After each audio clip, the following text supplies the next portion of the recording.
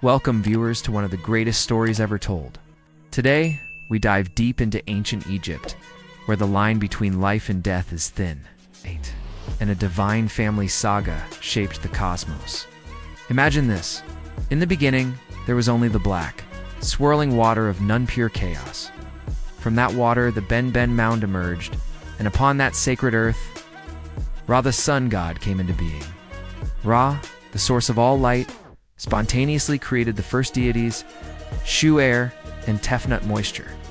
When they were lost and returned, Ra's tears of joy gave birth to humanity. Ra established the supreme governing principle of the universe, Mat. Mat is not just a goddess. She is the concept of cosmic order, truth, justice, and balance. Every pharaoh's duty would be to uphold Mat against its eternal opposite, Isfit, chaos. However, Ra's grandchildren, Geb, Earth and Nut Sky, defied him, secretly bringing forth the next generation, Osiris, Isis, Set, and Nephthys.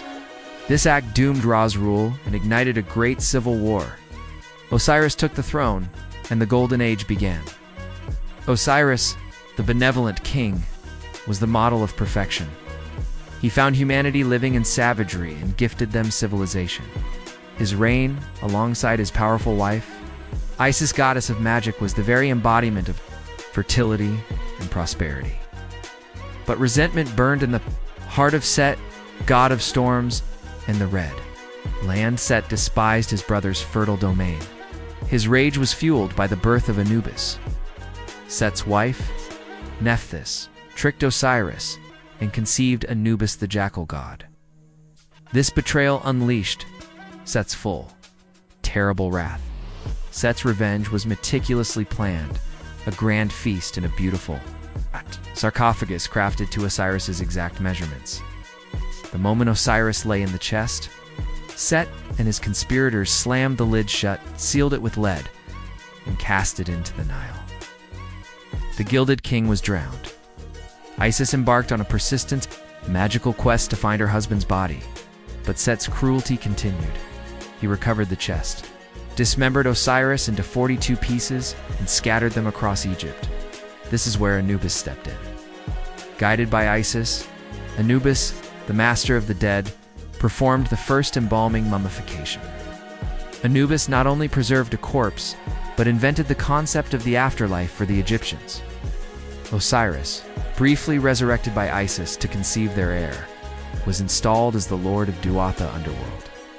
The heir Horus the Falcon god was born to reclaim the throne. The resulting conflict between Horus and his uncle, Set, lasted 80 years, serving as a divine tribunal between order and chaos. In one brutal battle, Set tore out Horus's left eye, giving rise to the powerful symbol of the Ujat, the Eye of Horus, representing healing and protection. The drama peaked when Set tried to sexually assault Horus to defile him and disqualify him from the throne. Horus cleverly avoided the act. In retaliation, Horus, with Isis's help, infused his own seed into Set's favorite food. Set ate it, and his humiliation was complete when Horus's seed emerged from his forehead as a golden disc. Finally, Horus was declared the rightful pharaoh, restoring the throne to order. Every subsequent pharaoh was considered the living Horus. Set was sentenced to serve Ra. Set's new fate is to accompany Ra on the sunboat. Every night, as Ra travels through Duat, the giant serpent Apophis attacks. Set must stand at the prow, using his tempestuous rage, which manifests as thunder, to repel Apep, ensuring the sun's rebirth. Chaos is thus bound to the service of order. For every Egyptian soul, the most crucial moment happens in the Hall of Two Truths in Duat, presided over by Anubis.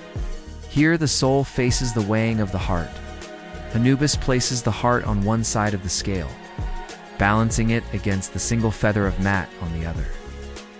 If the heart is heavier, burdened with sin, it is devoured by Ammit, the terrifying composite beast known as the Soul Eater.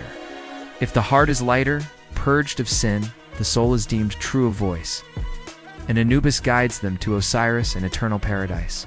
Bastet, the cat goddess, represents protection, joy, and the sun. At night, she transforms into a fierce feline warrior, helping to battle Apep. The myth that the cat has 9 lives is rooted in Bastit's constant, fierce defense of life. But how did this mythology permeate every aspect of life? The worship of these deities was absolute.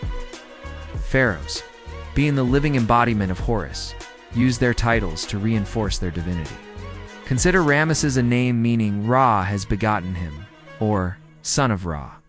This wasn't just a name.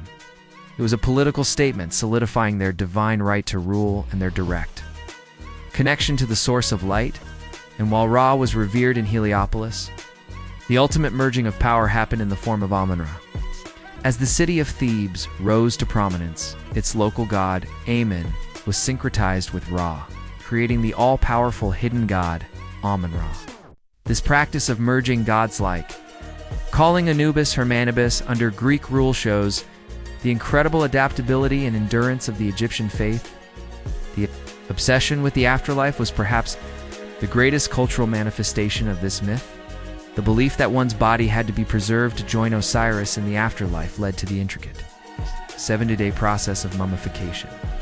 Every step, from removing the organs to using natron salt, was a sacred act overseen by priests wearing the mask of Anubis, acting as the god's earthly representative. They were literally recreating the first act of eternal life, performed by the jackal god. This wasn't just ritual. It was a practical application of their mythology. So, what remains of this epic saga? Everything. The legacy of the Egyptian pantheon is literally carved in stone. Every temple, every pyramid, every tomb was designed to either celebrate the sun's daily journey Ra, ensure the pharaoh's safe passage to the afterlife Horus to Osiris, or protect the world from chaos Set versus Apep. The pyramids of Giza themselves are often seen as representations of the Ben stone, the original mound from which life sprang. More than stone. This mythology gave the world a profound spiritual architecture. It was the first complex belief system to offer a clear, moral path to eternal reward, where your personal morality, the heart's weight, determined your fate, not simply ritual sacrifice. This idea of the weighing of the heart set a precedent for many later monotheistic concepts of judgment. The battle between Order-Mat and Chaos's Fit is timeless. It is the story of civilization fighting to survive against the inevitable forces of destruction. The Egyptians saw this battle play out every day, every night, and in every single human heart.